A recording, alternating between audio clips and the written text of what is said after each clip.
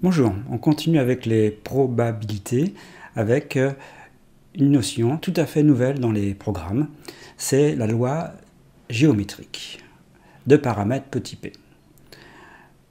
Vous êtes prêts? Alors on y va. Donc le contexte de la loi géométrique est assez similaire avec celui de la loi binomiale. Alors la loi binomiale, je vous rappelle, il y a deux paramètres, petit p et n. La loi binomiale, en fait, on l'obtient comment? Avec un schéma de Bernoulli. Vous avez une expérience aléatoire qu'on appelle l'épreuve de Bernoulli. Donc une épreuve de Bernoulli, il y a deux issues, succès et échec. Et on répète cette épreuve de Bernoulli de façon indépendante n fois de suite. Et la variable aléatoire, c'est le nombre de succès. Alors, la loi de cette variable aléatoire, ça s'appelle la loi binomiale. Donc vous avez une répétition d'une même épreuve de Bernoulli de façon indépendante. Dans le cas de la loi géométrique, ce sera à peu près la même chose, dans le sens où vous répétez plusieurs fois de suite la même épreuve de Bernoulli. Donc une épreuve de Bernoulli, il y a deux issues, succès et échec. Et cette fois-ci, la variable aléatoire considérée, c'est celle qui donne le nombre de répétitions nécessaires pour avoir le premier succès. C'est-à-dire qu'avant, il n'y a que des échecs, et à un moment donné, il y a le premier succès. Eh bien, la variable aléatoire, c'est celle qui donne le nombre de répétitions pour avoir le premier succès. On va regarder ce que cela donne entre les deux lois de probabilité, la binomiale et la géométrique. Donc pour la loi binomiale de paramètre NP, vous avez ici, donc vous répétez n fois de suite la même épreuve de Bernoulli de façon indépendante. Donc les valeurs prises par cette variable aléatoire vont de 0 à n. Il y a n plus une valeur possible. Et vous avez ici, pour k entier compris entre 0 et n, vous avez la formule qui donne la probabilité que x soit égal à k. K parmi n fois p puissance k fois moins p puissance n moins k. Maintenant, x, c'est la loi géométrique de paramètre petit p. Alors, quelles sont les valeurs possibles pour cette variable aléatoire? Eh bien, soit on a le premier succès la première fois, soit, donc ça peut valoir 1, c'est quand le premier succès, c'est au début, première fois. Le premier succès, ça peut être la deuxième fois, c'est-à-dire qu'avant il y a eu un échec, etc. Donc ici, ça peut être la valeur n. Dire que c'est la valeur n, ça veut dire que entre 1 et n-1, il n'y a eu que des échecs, et ici, c'est là où il y a le succès, etc. Donc ici, vous voyez la différence, c'est que les valeurs prises par grand X, c'est n'importe quel entier naturel non nul. C'est pas limité. Donc, autrement dit, la différence ici, que c'est fini, ici, c'est pas fini. C'est n étoiles. N étoiles, c'est l'ensemble des valeurs prises par grand X. Bon, alors maintenant, il va falloir trouver la formule qui donne ici la probabilité que grand X soit égal à n. Donc regardons la probabilité que x prenne la valeur n. N étant un entier naturel non nul. Alors ça veut dire quoi, x égale n? Ça veut dire que c'est à la nème répétition qu'on a le premier succès. Avant, il n'y a que les échecs. Donc la première fois, il y a un échec, la deuxième fois, il y a un échec, etc. La n-1e fois, il y a échec, et la nème fois, il y a le premier succès. Alors comme il y a indépendance, vous vous rappelez, l'indépendance, ça veut dire que la probabilité des et, ça se traduit par des produits de probabilité. Donc la probabilité qu'il y ait échec la première fois et échec la deuxième fois, et ça se traduit par probabilité qu'il y ait échec la première fois fois la probabilité qu'il y ait échec la deuxième fois, etc. Or, la probabilité qu'il y ait échec la première fois, c'est 1 moins p. Puisque p, c'est la probabilité de succès, donc 1 moins p, c'est la probabilité d'échec. Ça, c'est pour la première fois. Fois 1 moins p, probabilité qui est échec la deuxième fois. Ici, je mets les répétitions, etc. Fois 1 moins p. Ici, c'est la n moins 1e fois. Et la nème fois, il y a le succès. Donc là, le produit, ça vient du fait que les répétitions étaient faites de façon indépendante. Et quand on fait le calcul, donc il y a ici 1 moins p qui apparaît n moins une fois, donc ça fait 1 moins p puissance n moins 1 fois p. Alors 1 moins p, on peut le noter q. Q, c'est la probabilité d'échec, donc ça ferait q puissance n moins 1 fois P. Donc ça, c'est la probabilité que x soit égal à n. Alors là, voilà la représentation graphique d'une loi géométrique selon les valeurs de P. Par exemple, si on prend la courbe rouge pour P égale 0,8, donc vous voyez, on sait que pour la probabilité que x soit égal à 1, c'est-à-dire qu'on ait le premier succès la première fois, c'est donc 0,8, c'est P.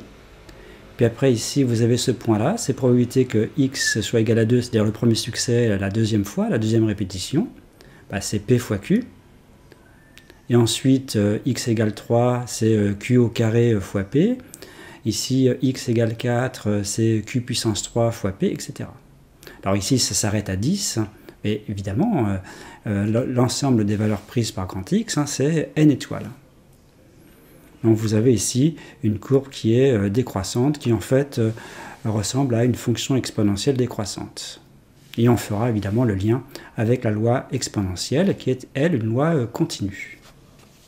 Alors on va avoir besoin de la fonction de répartition de cette loi géométrique. Alors je vous rappelle la fonction de répartition. Si je fais f de n, n est un entier naturel non nul, c'est la probabilité que x soit inférieur ou égal à n.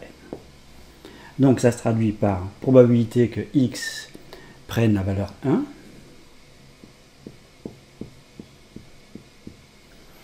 ou x prenne la valeur 2. Alors le ou se traduit par des additions, puisque l'événement x égale 1 et par exemple l'événement x égale 2 sont incompatibles. Ça ne peut pas prendre à la fois la valeur 1 et la valeur 2. Donc comme les événements ici sont incompatibles, on fait l'addition des probabilités, donc plus la probabilité que x soit égal à 2, etc., plus la probabilité que x soit égal à n-1, jusqu'à plus la probabilité que x soit égal à n. Et après, on applique les formules. Alors, la probabilité que x soit égal à 1. Alors, rappelez-vous de la formule, c'est q puissance... Je la mets ici, hein, la formule x égale n, c'est q puissance n-1 fois p. Alors ici, je prends n égale 1. Si je prends n égale 1, ça fait q puissance 0 fois p, donc ça fait p. Donc ça commence par p, plus x égale 2, donc je prends n égale 2, ça fait q fois p, plus, etc. Et le dernier terme ici, c'est q puissance n-1 fois p. Donc vous voyez, que peut-on mettre en facteur? On peut mettre p en facteur. Donc si on met p en facteur, ça donne 1 plus q jusqu'à plus q puissance n-1. Alors on sait que q, c'est une probabilité, c'est la probabilité d'échec, donc c'est strictement compris entre 0 et 1, hein, parce qu'il y a effectivement deux issues hein, dans l'épreuve de Bernoulli. Et dans ce cas-là, on sait que cette somme-là, vous connaissez la formule, c'est 1 moins q puissance n sur 1 moins q. Somme des premiers termes d'une suite géométrique. Bon. On aurait pu dire d'ailleurs que ça, c'est le terme d'une suite géométrique. Hein, et en commençant, parce qu'ici on commence pour n égale 1, donc c'est un, hein, c'est u1 fois q puissance n-1. Donc le premier terme c'est p et la raison c'est q. Donc on obtient ça donc pour la somme et on remarque que 1 moins q c'est p. Donc ici c'est p. On peut simplifier par p et donc on obtient 1 moins q puissance n. Et en prenant ici l'événement contraire, si je prends l'événement contraire de x inférieur ou égal à n, c'est l'événement x strictement plus grand que n. Donc l'événement contraire, bah, c'est 1 moins ça. Et 1 moins ça, ça fait q puissance n. Donc il y a ici trois formules. Je vais donner des exemples simples d'utilisation. Par exemple, on lance un dé hein, plusieurs fois. Hein. Donc j'appelle le succès obtenir 6. Donc ici, le paramètre de la loi géométrique, ici c'est 1/6, c'est la probabilité d'obtenir le 6 pour un lancer. Donc la question par exemple c'est quelle est la probabilité d'obtenir le premier succès, le premier 6, la 5e fois, au 5e lancer. Mais bien, dans ce cas-là, c'est cette formule qu'on utilise. Hein, c'est la probabilité que x soit égal à 5. Puisque je regarde, en fait, le nombre de répétitions nécessaires pour avoir le premier succès. Donc c'est une loi géométrique de paramètres 1/6. Donc on fait ça, et il suffit d'appliquer la formule. Ça fait Q, donc Q c'est 5/6 puissance 4 fois 1/6. Bon. Première chose. Alors, on peut demander par exemple la probabilité d'avoir le succès, d'avoir un succès, donc le premier succès avant le 6e lancé. Le 5e lancé, puisque ici j'ai pris 5, donc le 5e lancé. Donc dire qu'on a un succès avant le 5e lancé, c'est-à-dire qu'on l'a, le premier succès, on l'a soit la première fois, la deuxième, la troisième, la quatrième. Donc autrement dit, ce qu'on demande, c'est la probabilité que x soit inférieur ou égal à 4. Ça veut dire on obtient le succès avant le 5e lancé. Bon, et ça, on applique, c'est donc f de grand F de 4, donc c'est 1 moins, Q ici c'est 5/6, donc 5/6 puissance ici 4. On peut également demander la probabilité d'obtenir le premier succès après 5 lancés, c'est-à-dire à partir du 6e lancé, c'est-à-dire le 6e ou le 7e, etc. Donc après le 5e lancé, c'est-à-dire qu'en fait on demande la probabilité que x soit strictement supérieur à 5. Bon, puisque x, je répète, c'est le nombre de succès, le nombre de répétitions nécessaires pour avoir le premier succès. Et bien, donc, on applique cette fois-ci cette formule-là. Donc, vous voyez, ça fait q puissance 5. Donc, ça fait 5/6 à la puissance 5. Bon. Donc, vous voyez, selon les questions posées, eh bien, on applique l'une de ces trois formules. Alors, il y en a une autre. Alors, c'est celle-ci. Si A et B sont deux entiers naturels, A donc strictement plus petit que B et A différent de 0, eh bien on a démontré déjà que ça c'était grand F de B moins grand F de A. Alors le sens de cet événement, hein, que signifie que x par exemple est compris entre 2 et 5, c'est-à-dire que le premier succès, on l'obtient soit la troisième fois, soit la quatrième fois, soit la cinquième fois. C'est ça que ça veut dire. Le premier succès. Bon. J'ai donné l'exemple du lancer de dés. Hein. C'est donc soit le troisième lancé, où on a un 6, soit le quatrième lancé, où on a un 6, soit le cinquième lancé, où on a un 6. Ça, c'est la traduction de cet événement. Alors, comment on obtient donc cette probabilité, hein? Donc, il suffit d'appliquer grand F de B moins grand F de A. Donc, ici, on remplace n par B, donc ça fait 1 moins Q puissance B, moins 1 moins Q puissance A. Donc vous voyez, ça me donne les 1 sautent, le moins, il y a 2 fois moins, donc ça fait ici Q puissance A, moins Q puissance B.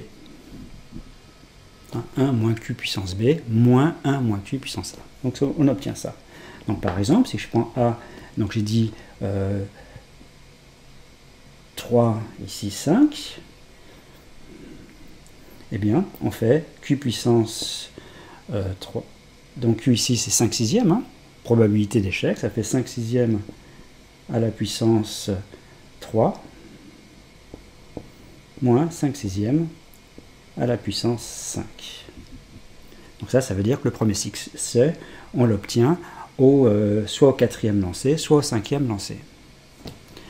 Alors cette formule-là, bon, je l'ai démontrée, mais on peut brièvement la redémontrer. Alors l'idée ici, c'est de prendre l'ensemble des valeurs prises par grand X, hein, c'est n étoiles, ça c'est n étoiles, donc la probabilité de n étoiles c'est 1, puisque c'est l'ensemble des valeurs prises par grand X, c'est l'univers, et on partitionne en trois parties. Donc cette partie-là, c'est x inférieur ou égal à a, cette partie-là de a plus 1 à b, c'est x strictement plus grand que a et inférieur ou égal à b, et cette partie-là, c'est x strictement plus grand que b. Donc en faisant les probabilités, donc la probabilité du tout, ça fait 1, eh bien ça me donne la probabilité de ça, plus la probabilité de ça, plus la probabilité de ça. Or la probabilité de ça, x inférieur à a, c'est f de a. La probabilité de ça, bah, c'est exactement ce qu'on cherche. Et la probabilité de ça, c'est x strictement plus grand que b. eh bien c'est l'événement contraire de x inférieur ou égal à b. Donc c'est 1 moins grand f de b. Donc vous voyez, on transpose tout, on isole ça, on transpose tout. Les 1 ici sautent, donc il reste bien que la probabilité que x soit entre a et b, strictement plus grand que a et inférieur ou égal à b, eh bien c'est bien f de b moins f de a. Alors dans les exemples que j'ai donnés tout à l'heure, on donnait P, donc P c'était 1 sixième et donc Q c'était 5 sixièmes, et on obtenait différentes, comme ça, probabilités. Mais on pourrait faire le contraire, c'est-à-dire on ne donne pas P, on donne un renseignement, il faut trouver P. Par exemple, je pourrais dire, on sait qu'on a une chance sur 2 pour obtenir le premier succès après la 5e répétition. Hein, c'est-à-dire qu'il faut au moins 6 répétitions pour avoir un premier succès, et la probabilité que ça se produise est de 1,5. Donc ça veut dire que la probabilité que x soit strictement supérieur à 5, au-delà, à partir de la 6e répétition, eh bien c'est que ça vaut une chance sur 2 pour avoir le premier succès à partir de la 6e répétition. Du 6e lancer, si c'est un lancer de dés par exemple. Eh bien quand on a ça, eh bien, il suffit d'appliquer cette formule. Ça fait donc Q puissance 5, c'est donc 1,5. Je vous rappelle Q, c'est 1 moins P. Et donc, vous en déduisez Q. Comment on en déduit Q quand on connaît la puissance 5? Vous passez au log. Donc, vous faites log de ça égale log de ça. Donc, le log de ça, ça fait 5 log de Q égale log de 1,5. C'est-à-dire log de Q égale, alors log de 1,5 c'est moins log de 2, ça fait moins log de 2 sur 5. Et pour avoir Q, vous passez à l'exponentielle. Donc ça fait Q égale exponentielle de ça. Donc de moins log de 2 sur 5. Et ça vous donne une formule pour Q, et vous en déduisez la valeur de P. Alors ici, il y avait une autre façon de faire. Hein, quand vous connaissez la puissance 5, pour obtenir Q, il faut passer par ce qu'on appelle la racine 5e. Donc on a Q en fait qui est égal à la racine 5e de 1,5. Ça revient même que de faire ça. Alors je vais donner la valeur avec la calculatrice. Donc on obtient Q égale 0,87, qu'on utilise cette formule ou cette formule-là. Et si Q vaut 0,87, ça veut dire que P c'est à peu près 0,13. Donc la probabilité de succès dans l'épreuve de Bernoulli est donc d'à peu près 0,13. Alors, dans une autre vidéo, il va y avoir une autre propriété importante de la loi géométrique, c'est qu'elle est sans mémoire. Et on verra d'autres exemples d'application de la loi géométrique.